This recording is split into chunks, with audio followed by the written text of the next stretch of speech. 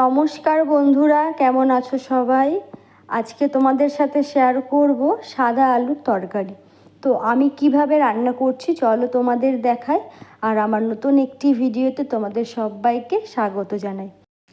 এখানে দেখো কড়াই বসিয়ে দিয়ে দিচ্ছি সর্ষের তেল, এরপরে শুকনো লঙ্কা, তেজপাতা আর ফোড়ন দিয়ে দেবো। এরপরে দেখো এখানে দিয়ে দিচ্ছি আলু, কিছুটা পেঁয়াজ কাটা, কাঁচা লঙ্কা, রসুন দিয়ে এরপরে শুধু লবণ দিয়ে ভালো করে ভেজে নেব। আমি কিন্তু হলুদ দেব না, দেখে মনে হচ্ছে হলুদ দিয়েছি কিন্তু না, আমার ভাজাটা একটু বেশি হয়ে গেছিলো যার জন্য হলুদ হলুদ লাগছে।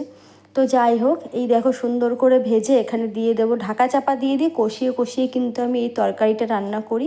দারুণ লাগে খেতে, তোমরা অবশ্যই বাড়িতে একবার ট্রাই করে দেখো। তো আজকে রান্না করছি পরোটা, মানে আটার পরোটা করছি আর সাদা আলুর তরকারি করছি, সেটাই তোমাদের সাথে শেয়ার করলাম। তো দেখো এখানে কিছুটা জল দিয়ে আমি আবারও ঢাকা দিয়ে দিয়েছি। আলুগুলো সুন্দরভাবে সিদ্ধ হয়ে এসছে, এরপরে কিছুটা চিনি দিয়েই নামিয়ে নিলেই কিন্তু আমাদের সাদা আলুর তরকারি রেডি হয়ে যাবে। তো চলো বন্ধুরা, আজকের মতো এইটুকুই, সবাই ভালো থেকো, টাটা।